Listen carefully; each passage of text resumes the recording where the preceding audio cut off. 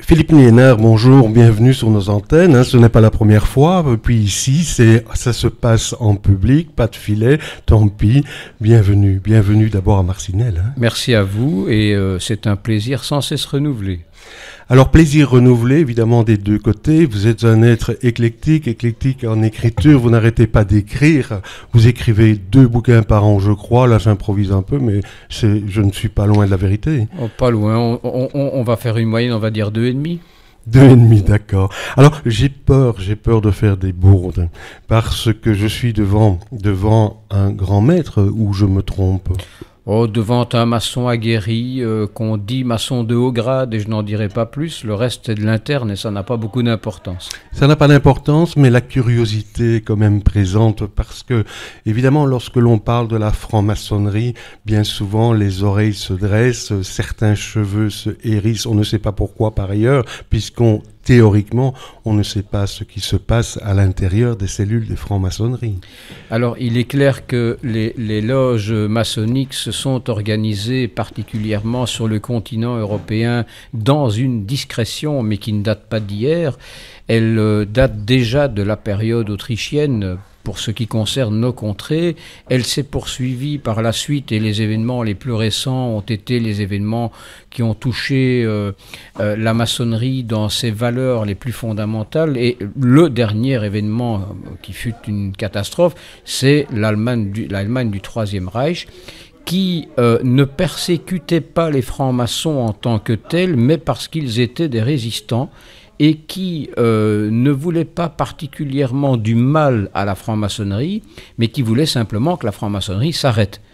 Donc, évidemment, l'objectif étant de dissoudre la franc-maçonnerie, et à l'époque, le grand maître du Grand Orient de Belgique avait refusé de dissoudre la maçonnerie. Évidemment, les dispositions politiques et contraignantes d'un point de vue juridique ont été prises par le Troisième Reich avec la complicité des autorités belges, entre guillemets, de l'époque. Mais donc, la maçonnerie européenne a pris l'habitude de travailler non pas dans le secret, mais dans la discrétion. Dans le monde anglo-saxon, la maçonnerie n'est pas discrète. Il y a même des panneaux indicateurs dans les rues qui vous disent « Masonic Lodge ». Et donc, c'est pas très compliqué. Il y a des défilés en décor maçon dans les rues. Ici, ça ne se conçoit guère. Il est arrivé une fois en Belgique pour les funérailles de Theodor Verhagen, qui est un des fondateurs, un des maçons qui a eu l'idée de la création de l'Université libre de Bruxelles. Il est arrivé une fois que des maçons défilent en décor pour les funérailles de Theodor Verhagen. Et le lendemain, dans la presse, on pouvait lire une orgie maçonnique dans les rues de... Bon, voilà, c'est... Oui, mais ce secret, justement, ce secret sur le continent, après le tunnel, ce secret, est-ce qu'il ne crée pas une ambiguïté? Si, certainement. Mais il faut rendre à César ce qui lui appartient, à savoir que la franc-maçonnerie est une société initiatique. Une société initiatique implique que pour savoir ce qui s'y passe, on puisse y entrer. Et je ne cesse de répéter que n'importe qui peut souhaiter devenir franc-maçon et faire cette démarche. Il n'est pas nécessaire d'être ou de ne pas être ceci ou cela. Peu importe que l'on soit catholique, que l'on soit juif, que l'on soit athée, que l'on soit agnostique, que l'on soit musulman, ça n'a guère d'importance. La seule chose qui compte, c'est d'être probe, libre, de bonnes mœurs, et libre veut dire aussi de ne pas être assujetti à des dogmes qui scléroseraient la pensée. À partir de là, la maçonnerie moderne, elle est ouverte à tout le monde. Mais là, excusez-moi de vous interrompre. Oui. Vous dites non assujetti à des dogmes, oui. Mais quelques secondes avant d'exprimer cette sentence, vous disiez également que vous accueillez n'importe quel croyant, Bien de sûr. quelque religion il soit. Est-ce qu'il n'y a pas de contradiction? Non, il n'y a pas de contradiction parce que l'on peut avoir une foi qui est une affaire personnelle, un rapport avec un Dieu qui est une affaire personnelle et une interprétation personnelle d'une transcendance, et ça n'est en aucun cas un empêchement d'irriement pour entrer en franc-maçonnerie. En maçonnerie, on ne souhaite qu'une seule chose, c'est que les personnes qui s'y trouvent soient libres de penser. D'ailleurs, il y a une expression qui dit un homme libre dans une loge libre.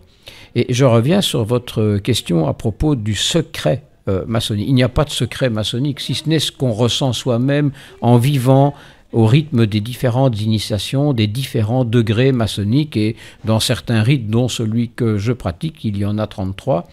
Ce secret n'existant pas, la maçonnerie ne mérite probablement pas qu'on la tense comme cela arrive parfois, mais il est vrai aussi que le fait que les portes des temples soient fermées et que pour les pousser et y voir ce qu'il s'y passe, il faille être initié à la maçonnerie, évidemment, alimente dans l'esprit de ceux qui n'ont pas fait cette démarche de demande, alimente toutes les croyances, tous les fantasmes, toutes les idées les plus folles, et je comprends ça. Et la maçonnerie porte une part de responsabilité dans le fait que les gens qui ne sont pas membres de la maçonnerie puissent imaginer tout et son contraire, mais en même temps, cette société initiatique ne serait plus une société initiatique si elle était ouverte, si elle fonctionnait à porte ouverte en permanence, bien que les portes puissent s'ouvrir à qui le demande.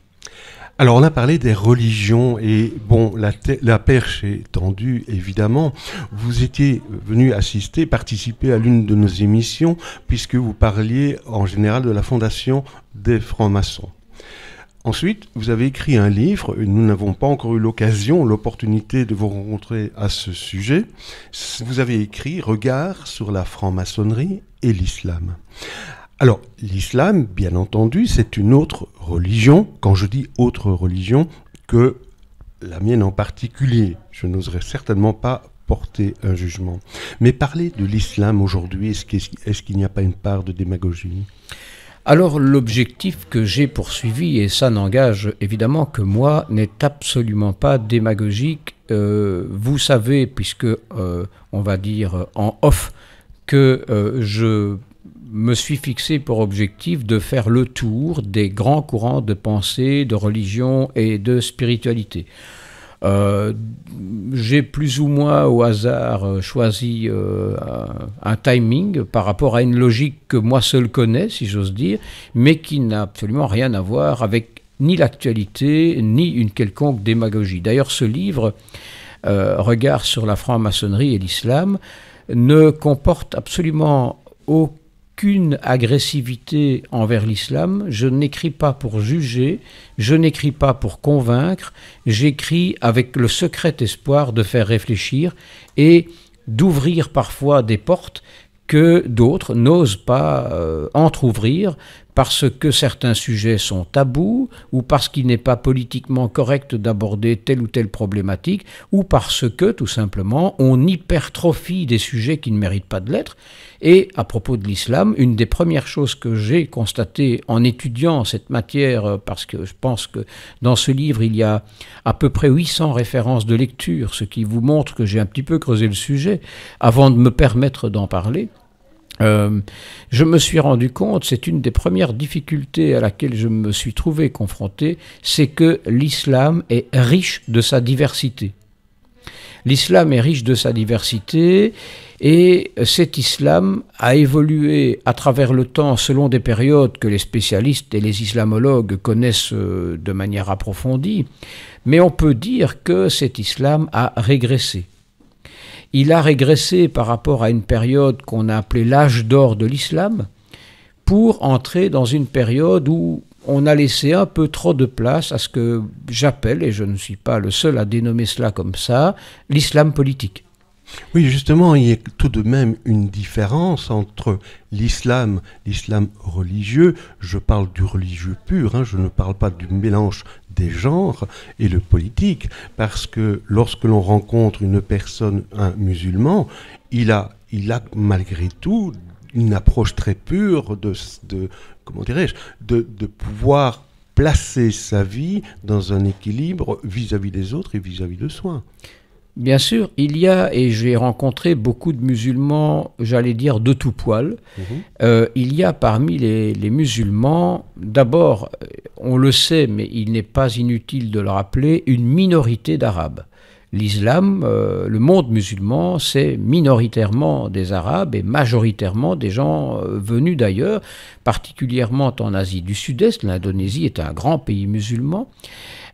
La plupart des musulmans sont des gens qui ont une sincérité à l'égard de leur foi, de leur religion, et qui accordent au Coran, qui est un livre sacré, l'intérêt qu'ils ont envie de lui apporter et la force qu'ils ont envie d'y puiser. La difficulté n'est pas là, la difficulté se trouve dans, je dirais, deux choses. D'une part, ce que l'on appelle les hadiths. Les hadiths, ce sont des écrits, il y en a eu plus de 700 000, qui ont été codifiés entre le XIe et le XIIe siècle, pour les ramener seulement à 100 000 textes, c'est encore beaucoup, dans lesquels on trouve tout et son contraire. Et dans ces hadiths, et qui sont le fruit de la liberté de la pensée de tous ceux qui ont estimé à un moment devoir s'exprimer sur la vie du prophète de l'islam, là-dedans, on trouve de tout. On y trouve de quoi devenir un kamikaze, on y trouve de quoi être adorablement gentil, on y trouve de l'amour, on y trouve de la haine, on y trouve de quoi alimenter les discours de certains imams le vendredi qui prêchent des choses qui sont horribles, et on y trouve de quoi faire de cette religion ce qu'elle mérite d'être, comme les autres religions que je respecte d'ailleurs, quelque chose de très beau. Oui, j'allais vous couper la parole, effectivement, on retrouve tout ce genre de paroles ou d'écrits, mais est-ce que ce n'est pas on ne retrouve pas ce genre de choses dans tout livre dit saint. La Bible, par exemple, a également des expressions très guerrières. Hein. Oui, il y a plusieurs chemins vers la maison de mon père. Ai-je lu un jour dans quelque chose? Et donc, il est clair que les différentes religions monothéistes d'aujourd'hui ont, je dirais, un fond qui est commun. Après, il y a des divergences ou des différences, mais je n'ai pas connaissance d'une religion honorable qui dirait autre chose que « aimez-vous les uns les autres ». Et de ce point de vue-là, que ce soit le christianisme, le judaïsme ou l'islam, mais ces trois religions-là, et alors on peut allonger la liste évidemment, parce qu'il y a encore des religions polythéistes et il y a encore d'autres religions monothéistes, mais je dirais plus petites. Hein. Oui, et puis il y a les philosophies. Et puis il y a les philosophies. Puis ils avaient tout un mouvement de pensée qui est le bouddhisme, qui n'est pas une religion, mais qui est parfois à la limite d'être une religion. C'est un autre débat encore. Mais en ce qui concerne les religions, et que ce soit l'islam ou les autres, effectivement, je n'ai pas trouvé d'écrits qui soient des appels à la haine dans les textes fondamentaux. Après, dans ce que les hommes en font, c'est autre chose, parce qu'une religion n'est jamais que ça, ce que les hommes en font, ni plus ni moins. Il y a un message, il y a quelque chose que l'on comprend ou que l'on ne veut pas comprendre, que l'on veut parfois interpréter d'une manière qui n'est peut-être pas la bonne. Alors, quelle est la bonne manière? Je ne suis pas un théologien, je n'écris pas en cette qualité-là, je livre des faits. Je fais de la philologie déconstructive, c'est-à-dire que je donne à manger à celui qui souhaite lire ça des informations factuelles et de réflexion spirituelle qui sont des outils ou des instruments qui lui permettront après de se faire sa propre idée. Je n'ai aucune intention d'influencer qui que ce soit quand j'écris. Et c'est peut-être ce qui me caractérise. C'est peut-être aussi la source de votre franc-maçonnerie. Est-ce que ce n'est pas, mais là je peux me tromper puisque je suis extérieur à la franc-maçonnerie, est-ce que ce n'est pas le but premier du franc-maçon, c'est d'être à la recherche? Alors bien sûr, trois choses par rapport à ça. La franc-maçonnerie, comme ça c'est bien de le dire tout de suite, n'est ni a-religieuse ni anti-religieuse. C'est un premier élément, parfois il me paraît utile de le souligner à nouveau. Deuxième élément, la franc-maçonnerie invite ses membres, que l'on pourrait qualifier de cherchants, invite ses membres à s'améliorer eux-mêmes, dans le souci de tenter pierre par pierre d'améliorer l'humanité, mais tout cela dans la liberté qui est la leur rythme, leurs croyances, leurs interprétations. Et cette maçonnerie-là invite les gens à cheminer vers la lumière. Alors cette lumière, un certain nombre de personnes s'accordent tout de même à dire qu'il est plus que vraisemblable qu'on puisse l'assimiler à une notion d'amour, de paix, de mieux vivre ensemble. Et puis troisième élément, eh bien, il n'y a pas dans la franc-maçonnerie une quelconque tendance à imposer une pensée unique qui aurait pour effet de scléroser l'esprit maçonnique. Tout au contraire, en maçonnerie, s'intéresser aux autres, c'est aller vers les autres, tenter de les comprendre, et cette maçonnerie incite à l'ouverture d'esprit pour dépasser, non pas pour dépasser les religions en ce qu'elles seraient moins intéressantes que la maçonnerie, mais les dépasser au sens prendre du recul par rapport à tout cela, quitte à titre personnel à y revenir vers l'une d'entre elles, mais en tout cas prendre du recul intellectuel, parce que pour analyser les choses, il est beaucoup plus confortable de prendre de la distance pour observer que d'être le nez dans le guidon. Tout le monde sait ça. Philippe Liénard, vous êtes né en 63, vous n'êtes un jeune homme, hein, donc 63 on peut le dire, c'est oui, tout jeune. Ça me fait 54 ans, c'est un âge qui vaut ce qu'il vaut. Voilà, Chaque année ça change. Juriste de formation et grand maître franc-maçonnerie. Ah, je n'ai pas dit que j'étais grand maître, hein, c'est vous. Ah non, c'est moi qui le dis, 1m80. Ah oui, voilà, c'est ça, 1m70. Voilà, parfait. Vous avez écrit plusieurs ouvrages. Nous nous sommes rapidement penchés sur Regard sur la franc-maçonnerie et l'islam. J'ai relevé quelques phrases dans ce livre. C'est ceci. Le Coran est considéré par les musulmans comme la parole de Dieu. La philosophie moderne remet en question cette affirmation à laquelle est tenu de croire tout musulman. Le Coran n'est en outre pas la seule source écrite de l'islam. Il est complété par des hadiths. On y trouve, comme déjà souligné, tout et son contraire, de sorte que les esprits éclairés et animés de paix y puisent matière à répandre un islam d'amour et que les radicaux y trouvent la justification d'une ligne de conduite dure et intolérable. Et vous ajoutez, la franc-maçonnerie ne comporte pas de livre sacré qui imposerait une parole. Au contraire, on y considère que la parole est perdue et les francs-maçons la cherchent. Que signifie cette phrase ? Les francs-maçons cherchent la parole perdue. Alors, j'ai envie de vous répondre en deux morceaux. Le premier est une mise au point. Je ne suis grand maître d'aucune obédience maçonnique. Comme ça, c'est dit et c'est clair. Deuxième chose, la question que vous posez, elle est tout de même extrêmement pertinente et elle appelle évidemment un raisonnement que je vais essayer de faire court. La parole perdue et la recherche de la vérité. Les écrits dits sacrés comportent un certain nombre de textes auxquels on se réfère d'une manière forte, parfois on s'y est référé d'une manière intangible, puisque ceux qui voulaient les interpréter ou prendre de la distance ont été considérés par quelque religion que ce soit comme des gens qui n'étaient pas fréquentables, et puis on les a même appelés des hérétiques, et puis il s'est passé des tas de choses au cours de l'histoire, je ne vous apprends rien. En franc-maçonnerie, ça ne fonctionne pas de cette manière, c'est-à-dire qu'il n'y a pas de livre de référence, excepté peut-être, mais ce n'est pas un livre de référence, c'est une sorte de règlement de base qui plante le décor de ce qu'est la pensée maçonnique et comment elle s'organise. Ce sont les constitutions d'Anderson de 1723 qui ont été revues en 1738 et puis encore revues en 1751, mais qui servent de texte de référence au sens historique, mais qui qui ne comporte pas de pensée particulière, si ce n'est de dire que la franc-maçonnerie est le centre de l'union où des personnes qui sans elle ne se seraient jamais fréquentées peuvent se rencontrer, et d'ajouter que pour être franc-maçon, ça n'est pas dit comme ça dans le texte, c'est mon interprétation libre d'aujourd'hui, eh bien qu'il faut être probe, libre et de bonnes mœurs. Et on ajoute qu'un maçon ne sera jamais ni un libertin irreligieux, ni un athée stupide. Ça, c'est dans les 3 premiers articles des constitutions d'Anderson que je viens de citer. Alors, la parole perdue fait référence en maçonnerie au mot de maître.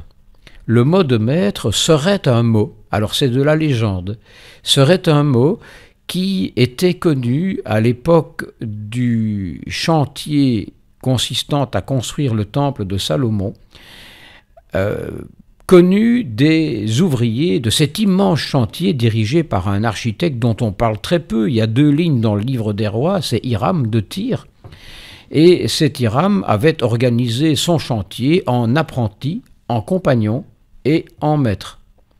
Et pour pouvoir bénéficier du salaire qui correspondait au travail effectué, il fallait pouvoir se faire reconnaître comme apprenti, ou se faire reconnaître comme compagnon, ou se faire reconnaître comme maître, le salaire n'étant pas le même. Et donc il y avait un mot secret.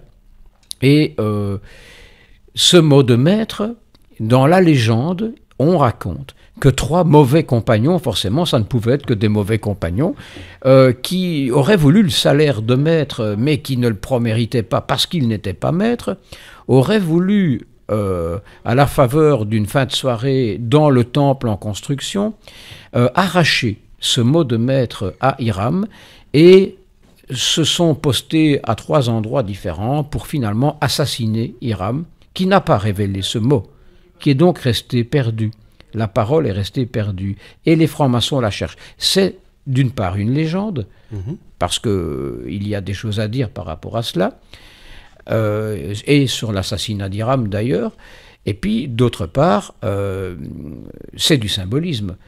Ça ne sert qu'à pousser les maçons à chercher dans le passé de notre civilisation et des civilisations qui nous ont précédés, qui furent aussi belles et grandioses, les plus riches informations qui soient, pour alimenter les esprits et pour pouvoir embrasser cette sagesse ancestrale dans sa plénitude, sans se limiter à une version, à une faction, à une tendance, à un clivage ou à une religion.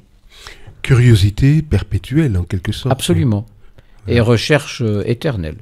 On a parlé de regard, franc-maçonnerie et l'islam, et vous avez écrit un dernier ouvrage, ou du moins il est tout chaud, je crois, c'est Opus Dei. Alors quand on dit Opus Dei, on a également un frisson qui nous parcourt l'échine. Pourquoi se pencher sur l'Opus Dei ? Mais à nouveau, ça fait partie de ma logique d'explorer les spiritualités, les mouvances de pensée. Alors l'Opus Dei, le livre sortira en décembre, je pense, ou peut-être tout début janvier. C'est une question d'organisation des distributeurs avec les fêtes de fin d'année. Il sortira en Belgique, il y a une version française, il sortira en Suisse et au Québec. Et je me suis penché sur ce livre à nouveau, sur les relations entre la franc-maçonnerie et l'Opus Dei. Je me suis en particulier penché sur les origines de l'Opus Dei, sur son développement, son expansion, ce qu'il caractérise, comment ça fonctionne, sa ramification et sa pénétration dans un certain nombre de pays, notamment en Europe, et tout cela en ne prenant à nouveau pas parti, ni pour ni contre, je dis ce que c'est. Et j'ai éliminé du circuit tous ces livres que l'on peut trouver dans le commerce qui sont écrits par des gens qui sont sans doute de bonne foi, mais qui font part de leurs expériences personnelles à l'intérieur de l'Opus Dei dont ils sont partis, et qui en profitent pour, à tort ou à raison, et je n'ai pas à juger cela, dire un certain nombre de choses qui leur tiennent à cœur et qui ne sont pas forcément agréables. Je n'ai pas voulu me diriger par là. Il y a déjà de la littérature sur le sujet. En revanche, de l'autre côté, si j'ose dire, il y a une littérature qui bénéficie du Nihil Obstat et de l'imprimatur et qui est la littérature à lire si l'on veut connaître l'Opus Dei, mais elle est dirigée. Elle est contrôlée par des communicants, elle est contrôlée et dirigée par des théologiens, et celle-là non plus n'a pas fait mes délices parce que ni l'une ni l'autre ne dit ce que je considère être comme transparent. Et l'Opus Dei, précisément, c'est tout, sauf transparent. J'ai voulu percer ce mystère en ne révélant rien qui relève du sensationnalisme ou du scandale, bien que j'y fasse référence ci et là dans le livre pour ceux qui ont envie de creuser le sujet, parce qu'il y a eu des choses, mais qui ne sont pas des choses nécessairement liées à l'Opus Dei en tant qu'organisation, qui est devenue d'ailleurs depuis 1982 une prélature personnelle du pape. Ça avait déjà été préparé sous le Concile Vatican II. Jean-Paul II a hérité d'une situation juridique toute chaude qu'on lui a proposée et qu'il a acceptée pour des raisons que j'explique d'ailleurs dans ce livre. Maintenant, l'Opus Dei est ramifié un peu partout, beaucoup en Amérique latine, beaucoup en Amérique du Nord, fortement en Europe aussi, mais connaît aussi ses propres difficultés en interne et en image. Et l'Opus Dei, particulièrement en France, puisque le nouveau prélat de l'Opus Dei, qui est Monseigneur Ocaris, est un Espagnol d'origine, mais qui est en fait parisien. C'est pas un hasard d'ailleurs si l'Opus Dei s'est choisi un prélat en 2017 qui est français. C'est parce que Escrivá di Balaguer, qui est le fondateur, il n'est pas tout seul d'ailleurs à avoir fondé l'Opus Dei, mais bon, qu'importe. Quand Escrivá a pensé à ce qu'il ne savait pas encore qu'on appellerait l'Opus Dei, eh bien, il habitait en Espagne, pas très loin de la frontière française, là au pied des Pyrénées, dans un petit village. Et son idée était de développer l'Opus Dei en France. C'était son souhait premier. Ça a failli se faire d'ailleurs. Puis ça ne s'est pas fait comme ça pour des tas de raisons que je ne vais pas expliquer maintenant. Mais il a toujours gardé ce goût de pouvoir très vite développer l'Opus en France. Les 3 premiers prêtres de l'Opus ont été envoyés en France en 1947 et puis il a fallu attendre quelques années. Aujourd'hui, la France a produit le nouveau prélat de l'Opus Dei. Et le vicaire régional de l'Opus pour la France est quelqu'un que j'apprécie beaucoup. Il s'appelle Antoine de Rochebrune. C'est un homme redoutable et extrêmement ouvert, mais c'est un grand communicant. Et j'aimerais vraiment pouvoir débattre avec lui de l'Opus Dei lors d'une émission. Je pense qu'à la sortie du livre en France, les choses devraient pouvoir s'organiser comme ça. J'aurai un adversaire de taille que je respecte immensément. Alors c'est marrant parce qu'on parle de franc-maçonnerie, on l'a dit tout à l'heure, on l'a effleuré du doigt, secret, et puis vous essayez de percer certains secrets dans Opus Dei, entre autres. Philippe Liénard, le temps passe à une vitesse effrénée, on aimerait effleurer tous les sujets, c'est quasiment impossible. On va rappeler les 3 titres pour lesquels nous avons bavardé ensemble. Le premier, vous parliez de l'histoire de la franc-maçonnerie, je vais vous laisser rappeler le titre puisque je ne l'ai pas sous la main. Alors ce livre-là qui a été publié en juin 2017, c'est l'histoire de la franc-maçonnerie belge et j'ai ajouté 3 siècles d'existence influente, entre guillemets, le mot influente et avec un point d'interrogation, où je me penche sur les origines belges de la franc-maçonnerie, dont les premières loges datent de 1740, voilà, puisque... Alors, antérieurement, j'avais écrit un livre, mais que font les francs-maçons en loge? C'est pour vous dire que le mystère a commencé par l'intérieur. J'ai voulu ouvrir, j'ai voulu dire, voilà, arrêtez de penser qu'en maçonnerie, on complote ou qu'on parle de politique ou de religion ou qu'il se ourdit des choses dans l'autre. Non, voilà ce qu'on fait. Et j'ai livré 33 sujets de conférences que j'ai pu faire de manière à montrer de manière complètement transparente ce que font les francs-maçons dans leur laboratoire de pensée que sont les loges. Le suivant, vous l'avez rappelé, c'est Regard sur la franc-maçonnerie et l'islam, dialogue impossible, point d'interrogation. Tout est dans le point d'interrogation. Ça m'a valu des débats en milieu musulman, en milieu maçon, en milieu public, qui sont extraordinairement riches et que je ne regrette pas. Le prochain, vous l'avez dit, s'intitule Opus Dei. Opus Dei avec en sous-titre, parce que je ne retiens pas, Origine, relation avec la franc-maçonnerie, projet, pouvoir réel dans le monde et en Belgique. Mais alors il y a une version France, une version Suisse, une version Canada. Et j'ai ajouté à la fin, à la demande de l'éditeur d'ailleurs, qui trouvait que c'était intéressant pour accrocher le public, Sainte Mafia, secte ou chemin de sainteté.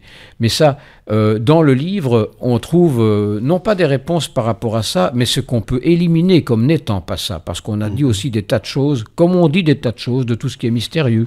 Chaque fois qu'il y a un groupe d'humains, évidemment, on prend des défauts en exergue. Soyons prudents.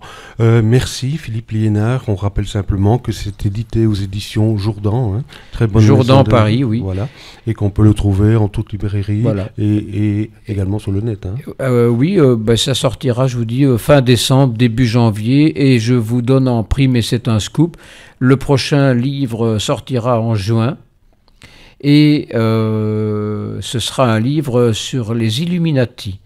Et ça, c'est tout un sujet, parce que ça fait aussi couler beaucoup d'encre, et ça alimente beaucoup de fantasmes.